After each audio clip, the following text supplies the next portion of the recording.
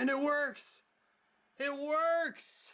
If you've been watching this channel for more than a day, you've probably heard of the Chia blockchain. This is a network that uses proof of space, so filling up hard drives as its technique to support the network. So if you can build a system where you have some hard drive space allocated for Chia, you can start earning the Chia cryptocurrency. And that's what this video is going to be about.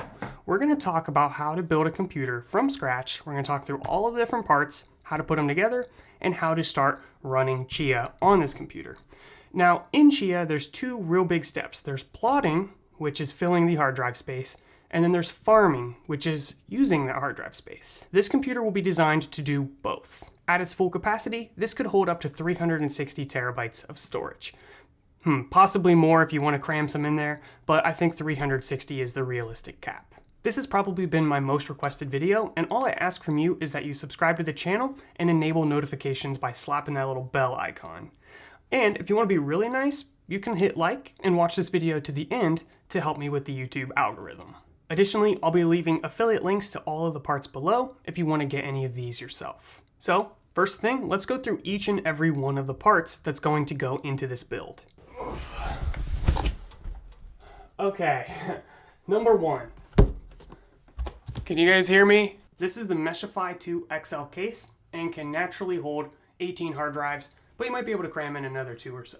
So I like to start with the tower so I have the end destination and form factor in mind, and it helps me decide what other parts to put in there, such as how many drives to get. You can plot to as many destination drives as you want, so you could just have one destination drive if that's all you could afford. However, if that's the case, you might not want to build an entire computer dedicated to plotting just to fill up one hard drive. It might be better just to use the equipment you have laying around your house, such as a laptop or desktop that, could be put to better use. But for this specific build, I have 8 18 terabyte drives. Now, I do plan on extending this to 18, possibly 20. However, I ran out of money because this is probably the most expensive part. So these came from external USB hard drives. Just remove them from the case and you get normal drives that you can just plug into the computer.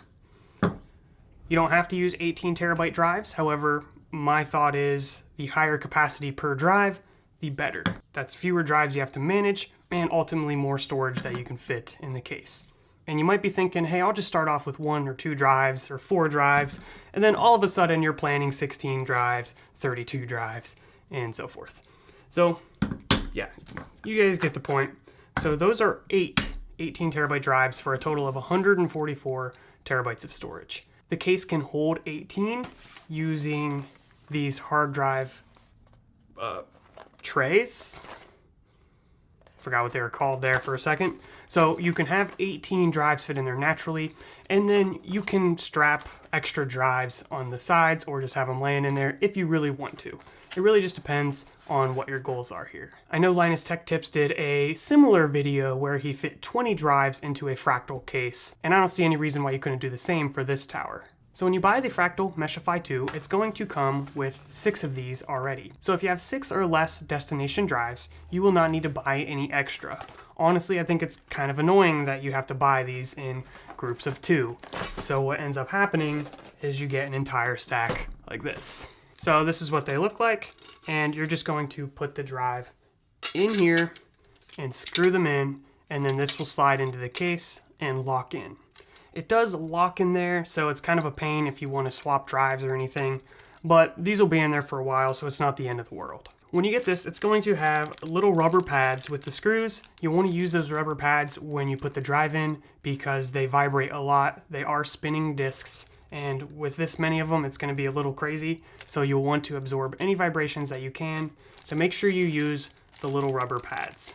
Next up, you might be wondering, how in the world do we connect all of these drives to one computer?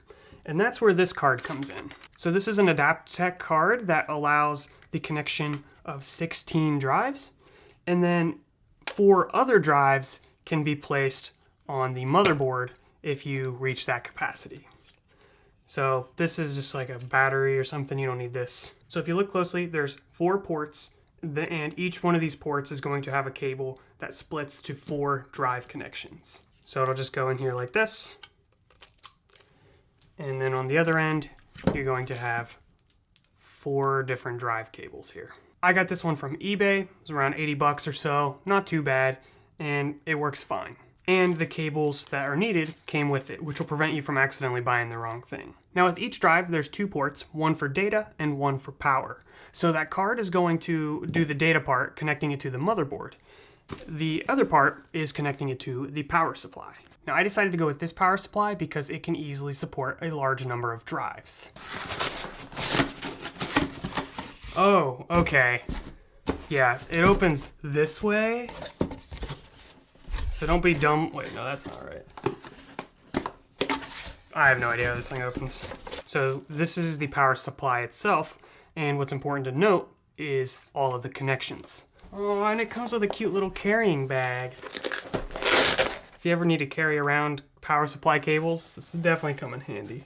So the ones that I'm interested in here, when it comes to drives, are these SATA cables. And this will have 4 of them chained together. So we plug one end, if we can get it, into the power supply, and we can connect 1, 2, 3, 4 drives from one cable. Some of the other power supplies I've purchased would have really tiny cables or only have 3 SATA ports, which then require you to do some splitting or buy different cables or whatever it might be. So that's why I decided to go with this power supply.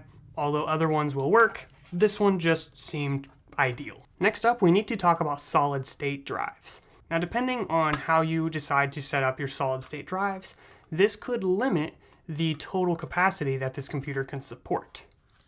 Because each one of these solid state drives need to be connected to the computer as well, and can take an additional port from the power supply. So if you're really trying to fit as many hard drives in there as possible, you might want to try an arrangement that optimizes how few drives you have. So right now, I have 3 solid state drives I want to talk about. The first is a solid state drive that I'm going to put the operating system on, the software that runs on the computer, where we're going to do all of the Chia stuff.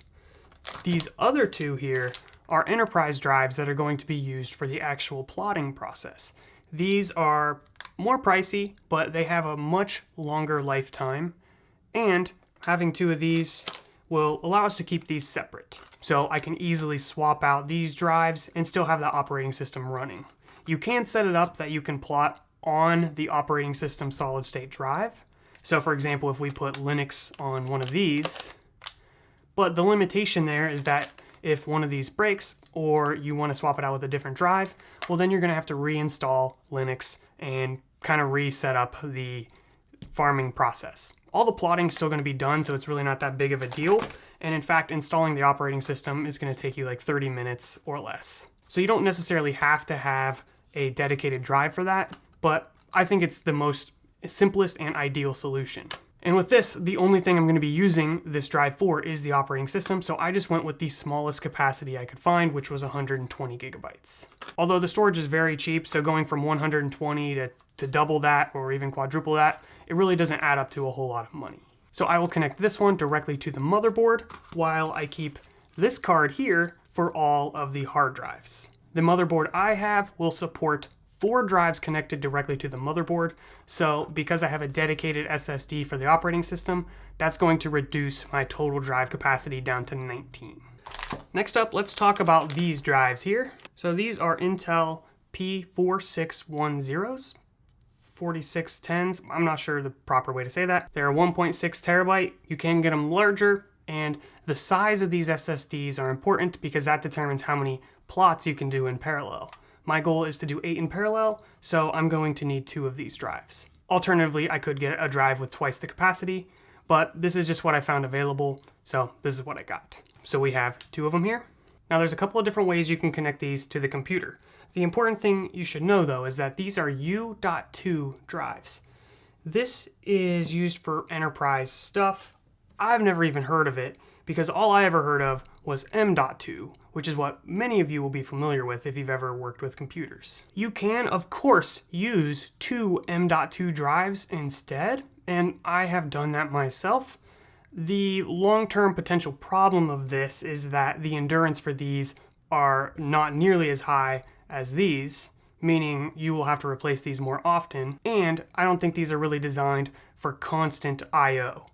They do work, but you might have to replace them more often. In my opinion, it's not going to be the end of the world if you want to start with just 2 M.2 drives if you have them laying around, or you're just not wanting to deal with the enterprise stuff. These can actually be pretty expensive, and these are more widely available. So we're not using this for the build, I was just using that as a comparison. So how do you connect these to the computer? Because they're U.2, you need to convert them in some way. One option is to use an add-in card like this, which will just fill one of the PCIe Express slots, and then you just slide this into the card like so. Boom, that's it. The problem with this is if you don't have enough PCI slots for the HBA card and a graphics card to get things set up and whatever else you might need, you might just run out of PCI Express slots. It just depends on your motherboard. So I'm not using that for this build. Instead, I'm using a cable that goes from M.2 to U.2. So the way this works is you're going to put this in where the M.2 drive would go, and then plug this in to the U.2 drive. So this will just go in right here, and there you go. You just plug this in, and you're good. But the immediate consequence to this is that you have to take up another SATA port from your power supply. So this is what we're going to be using. We're going to fill up both of the M.2 slots on our motherboard, and then just take 2 of the ports from the power supply. So just to conclude, to make sure everybody's on the same page, we have an SSD for the operating system, and then 2 enterprise drives, U.2 to M.2. And we will be plotting 4 plots in parallel on each of these for a total of 8 plots at one time. Where can you get these drives? You can find some of them on Amazon, and you can also find them on eBay. Because these things have such a long life expectancy, buying them used is usually okay.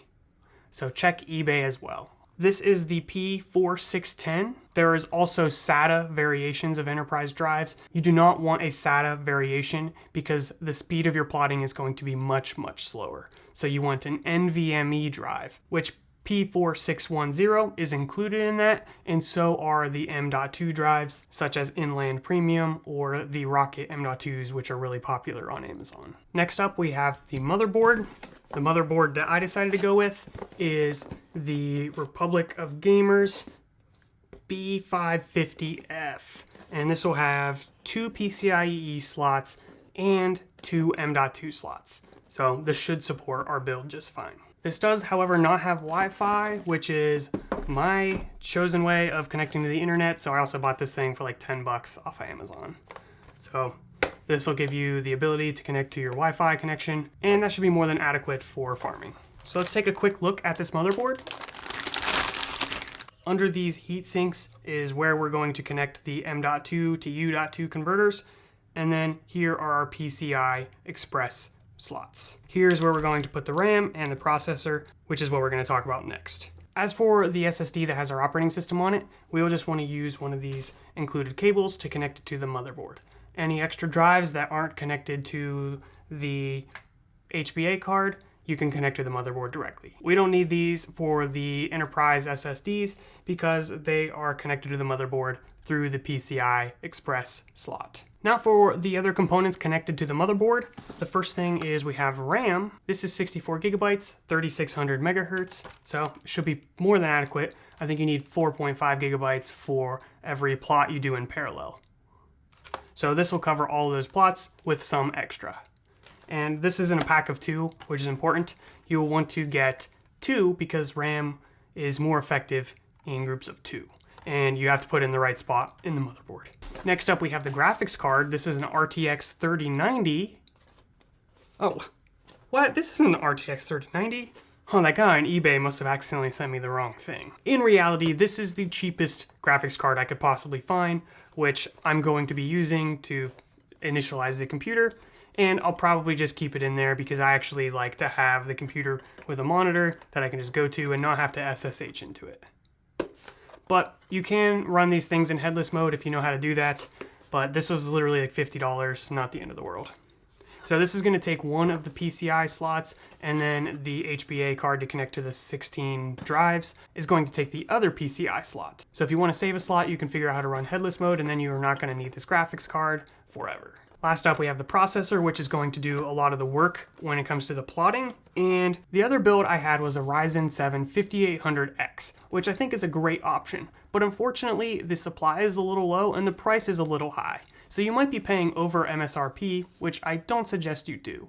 So I got this one for the build that I'm going to test out, see if it's much worse than that. But this is a Ryzen 7 3700X, which was a lot cheaper, like half the price. So I just felt like it was a little bit more within the price tier of everything else. And this also comes with a cooler, so if you want to look cool and cool your computer, you get this LED fan. Next up, I wanted to talk about our fan. Now, this spins and circulates air, and this is important for our HBA card. It actually gets really hot, and I have another build that uses an HBA card and it was fine. Now, it's been a long time since my 3rd grade heat dissipation class in homeschool, but basically my theory is that because this other build has a much larger CPU cooler and the fan is positioned this way instead of this way, it brings better circulation throughout the rest of the case, and I haven't had the need for an additional fan. However, these cards get extremely hot. I actually burned my finger touching one that was overheating.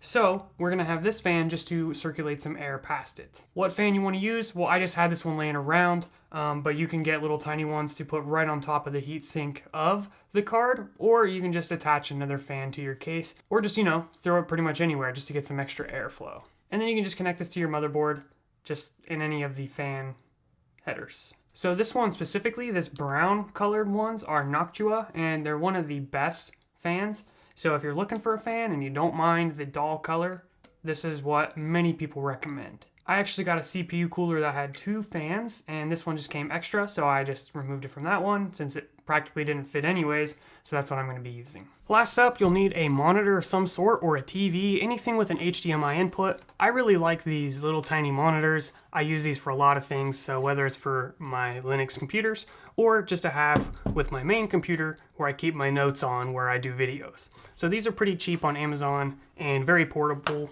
So very cool. And then last thing, you'll need a mouse and a keyboard. That covers pretty much everything I can think of at this moment. So we will start building this computer and see if we run into any issues or need to buy any additional parts. But I think we're good. Also, if you've made it this far in the video, keep in mind that this is not the only way to do it. A lot of people have different preferences, and also this isn't probably the cheapest way to do this.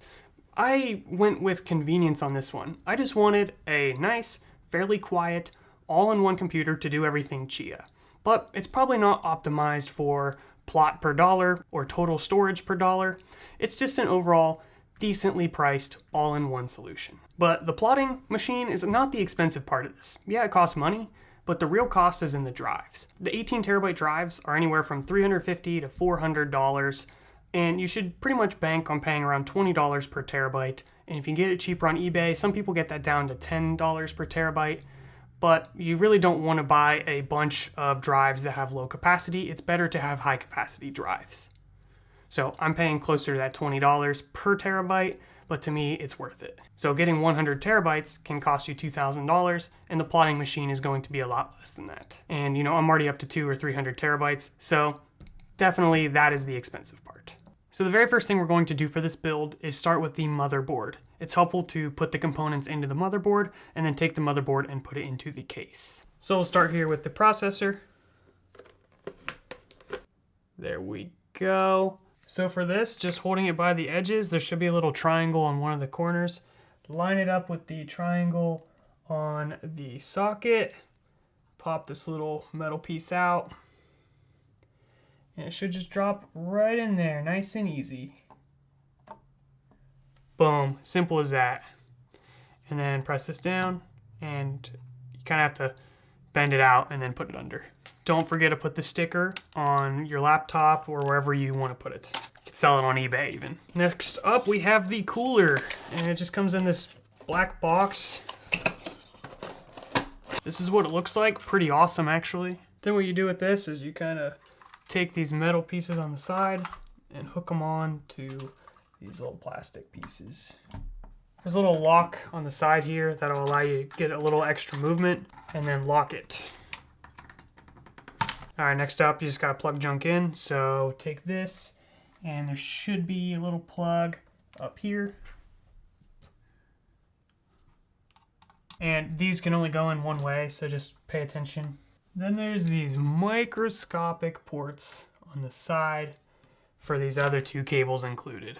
One is if you want to use the motherboard for the RGB, or the other one is if you want to use software.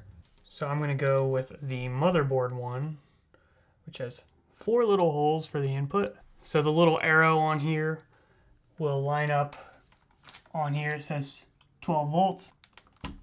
I did not get RGB RAM, so I guess I'm not very cool. However, these are pretty slick. I mean, feel very nice. For best use, well, there's only one orientation they'll fit, but you want to go skip the first one closest to the processor, and then just press these little things on the side. Only this one opens, okay, so then that'll allow us to slide it in. It'll click in, and then skip another one, and do the same for this one. There we go. And these should have closed when you pressed them in, so they're locked in there good. Make sure when you're doing this, you just leave in a completely full drink right here. All right, next thing I'm gonna do is the M.2 stuff. So that's because this is by far the hardest part, and I'm not even gonna try and do it while it's in the case. Why is this the hardest part, you may ask? Well, because screwing in these little tiny screws is next to impossible. But anyways, the way this is gonna work is this part will slide in to where an SSD would typically go. It'll click in, but you'll notice that it kind of levitates, and in order for that to screw in, you'll have to bend it. And you definitely don't want to do that. So we need a little metal piece to kind of fill that gap. These will come with your motherboard, so I have 2 of them here. And they have these so that we can support multiple different drive sizes. If you look at this, there's actually 3 different potential spots for this. So they just let you choose based on the size of whatever drive you would be putting in here. So I think ours was right here. So I just tighten this with my fingers, and then I'm going to actually use a screwdriver to screw in the drive to that spot. I'll put this back. Oh, no. Okay. Be very careful.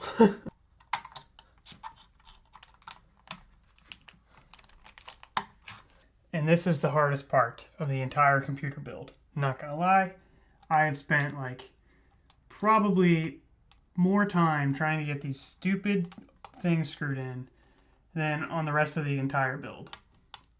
Boom. Oh wow, I just got it like first try practically. So not too bad.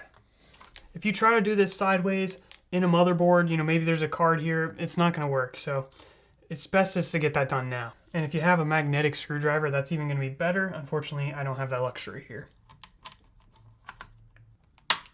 Click in. It'll fit nicely around the ring of that metal piece. And then we can just screw it in. There we go. If you can just get it started with your finger and then tighten it, that's gonna be easiest. All right, so there we have 2 spots to plug in U.2 drives. At this point, I think it's easiest to put the motherboard in the case and then connect everything else. As for these little mesh things that covered the fan holes, I'm just gonna put them where the processor was, and then I won't lose them. So now it's time to open up the tower and get everything ready to put inside.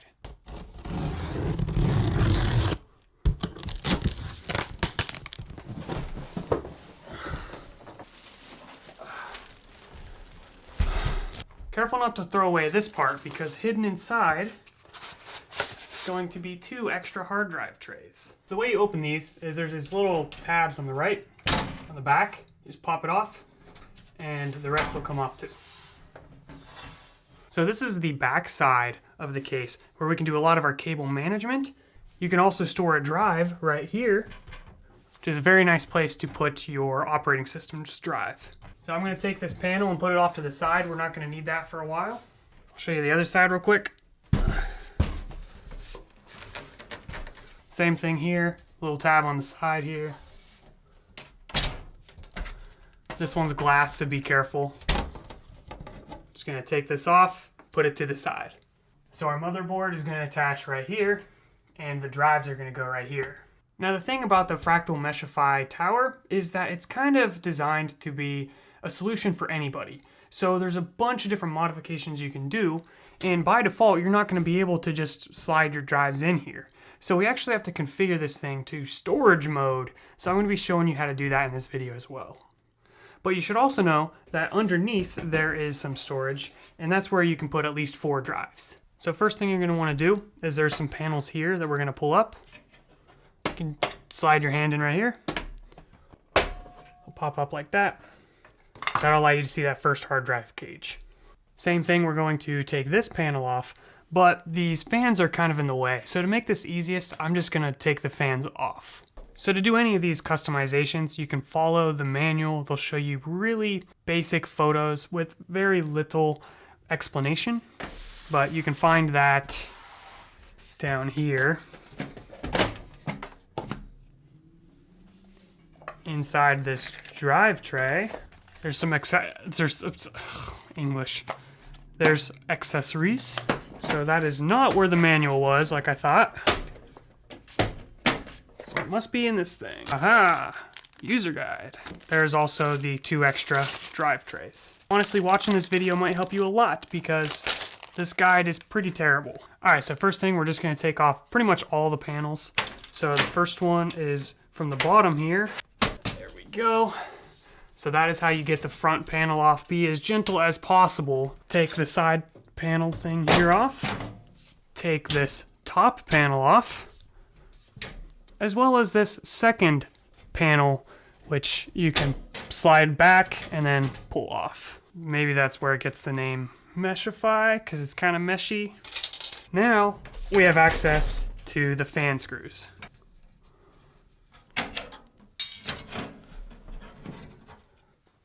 All right, so one fan down, I'm just gonna set it down. Got that one loosened. Now I should be able to just kind of get these out of the way. And basically we have to take this panel and move it to the other side. So there's a few screws here, as well as a screw up top. There's also one right here, don't miss that. And now this just pops right out. Okay, this will set right in there, and it'll just press up against the shell of the case. And then we basically just reset all those screws and screw it in. That one is by far the hardest to screw in, because I always drop the screw, so whatever. Now we should be able to put these fans back in. The Fractal sticker is going to be on the inside of the case. And I'm leaving the cable on this side of the computer. Hello there. Be sure to subscribe. Hit like. So that was a lot, but guess what? We're not done. If you look right up here in this corner, there's a little hole where you see the other side of the metal. I want you to poke on that. Ow. And now go to the other side. What that should have done is started to open this panel right here. And you should just be able to pop this off, in theory. Boom. And this is going to show the back side of where all the drives are going to connect to. So right now we have these little SSD holders that we can take off. So yeah, definitely want to screw in this corner here, but my screw totally just disappeared. So if you do lose any screws throughout this process, just check the accessories box. There's literally tons of them. All right, I managed to secure it, so it's a lot better now. That'll help with the vibration too. So I'm pretty sure these can be used to attach drives various places. Now, the drive bays. Here's how they're going to work. They're going to go in from the other side, and on the back panel here, they will hook in on this end and then poke through on this end. So hook, poke, and then all you have to do is screw it in.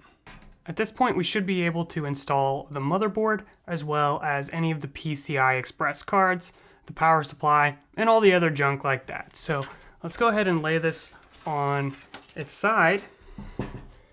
And everything is ready to put the drives in, but I just decided I'm going to do the motherboard first. So that way it's just a little bit easier to move without having a bunch of heavy drives in here. There's basically little spots for the motherboard to sit on. Now, as for the orientation, you want to make sure that the PCI cards are going to be poking out the back. So it's going to look something like this. And then just gently adjust everything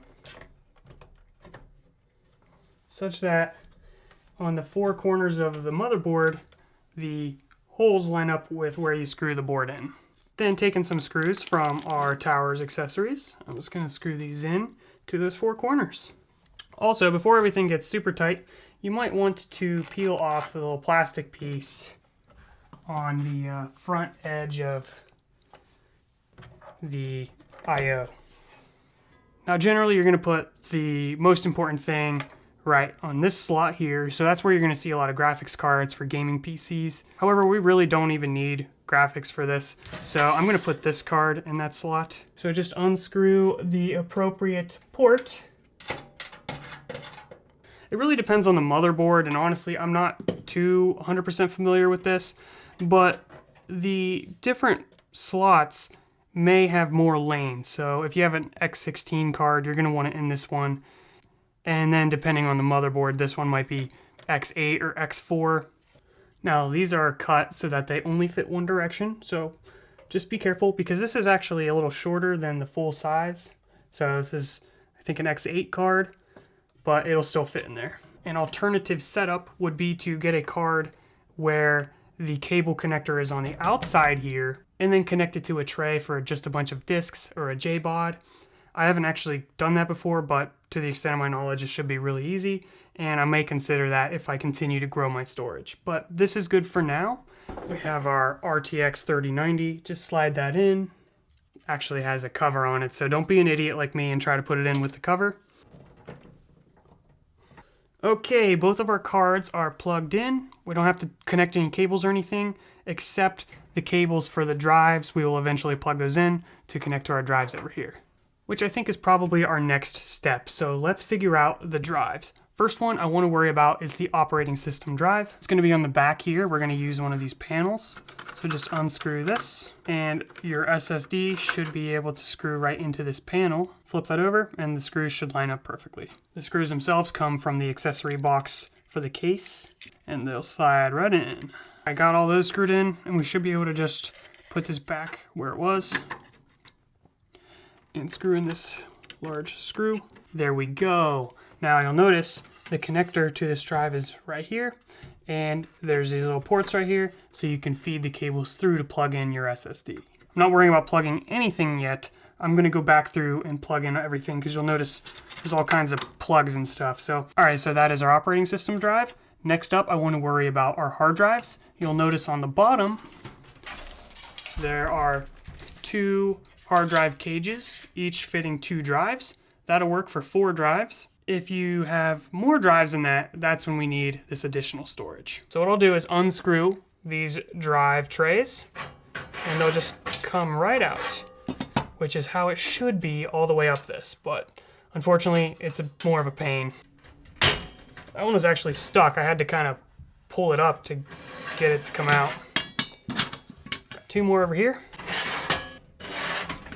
There we go. So I set the case on the floor, and what I'm going to do now is I'm going to connect all of my drives to these drive trays. Because I only have 8 drives, and the case comes with 6, I'll only have to use one of the additional packs that I bought. However, I did buy extra because I do intend on filling the entire case once I get more drives. As a reminder, for this you will want to use the rubber pads to help with the vibration. The Towers accessory box comes with a lot of extra ones, so there's no excuse. And also, when you buy these separate, it'll come with them as well. So how am I laying these in here? Well, I'm making sure the connections are facing out, and I'm also putting them on the bottom side. And then just to make this easier, I'm just going to do them all at once and then screw them in.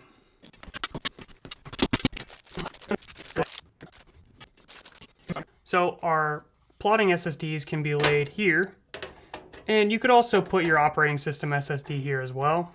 I don't know why I didn't think of that, but it's already in the other spot, so I'll just show you both options. So you can screw these in here. I don't know how in the heck you're supposed to do that. So I have stared at this thing for hours and I cannot figure out the proper way to put these SSDs here and actually lock them in. They have these little screw ports, but I'm just not sure what they're for. And then they have these ports where you can pull the cables through. So from the M.2 to U.2 converter, poke it through the back, and then from the back, feed it through. Poke. Now it's time for the hard drives. So just following what I showed earlier, boom, done. And then you just have to screw it in on this side. It's actually not poking through. There we go. So it has some flex, so you can kind of bend it around to get it to fit there, and then we just screw it in here. Now that I already got one screwed in, I just thought that, maybe it'd be wiser to have these all closer to the bottom so we can have better chaining with our power cables, because we're going to have 2 of them slid down into these cages at the bottom. So I'll show you the other side for this next one.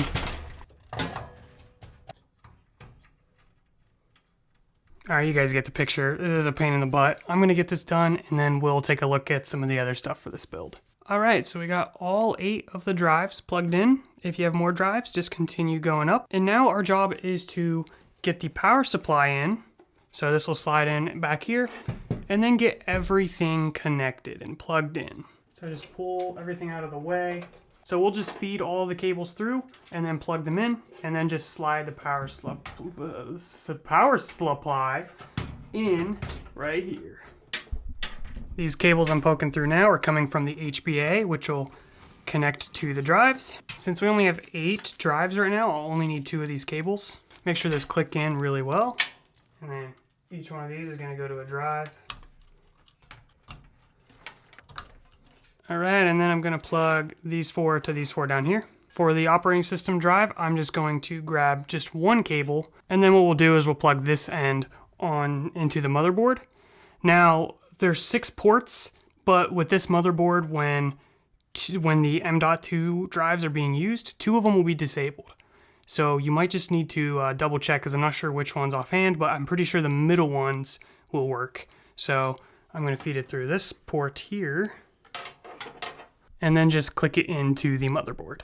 Now let's worry about power for these drives. So we'll get these chained plugs and just connect them in.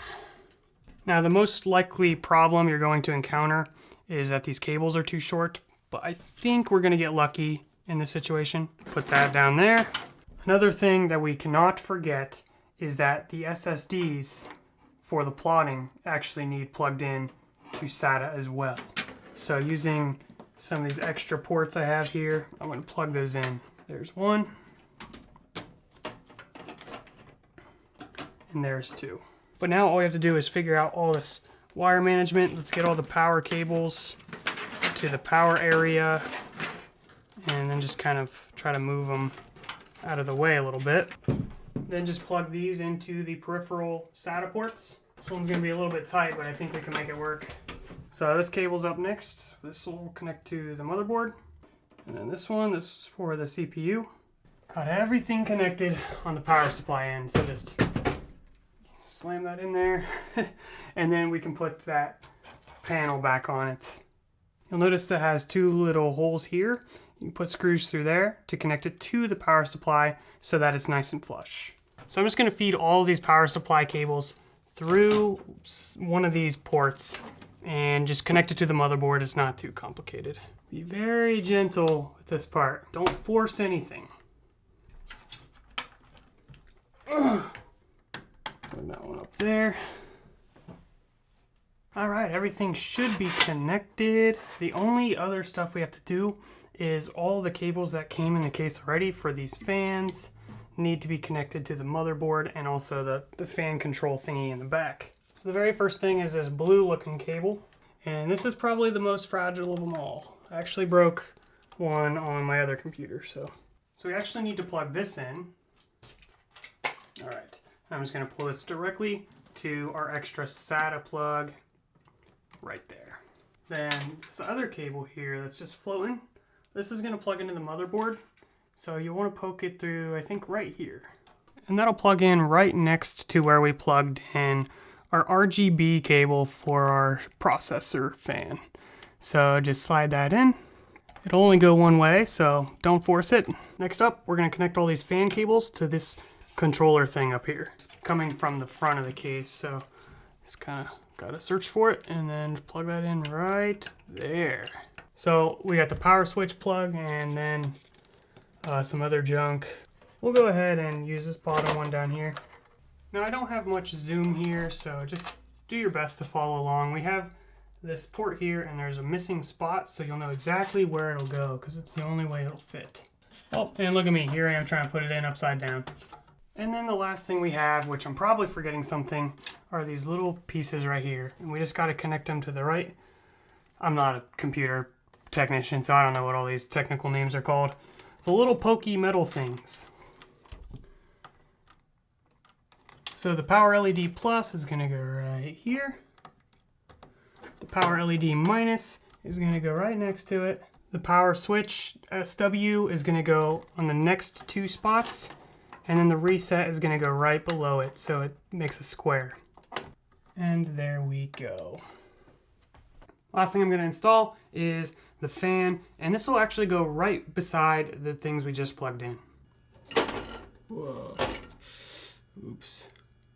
So when the computer is fully set up, you can go into the BIOS and configure the fan settings to turn the fan settings higher to get higher airflow.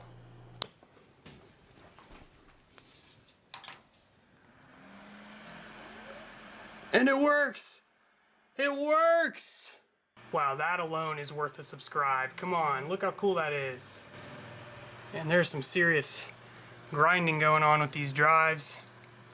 Overall, very beautiful.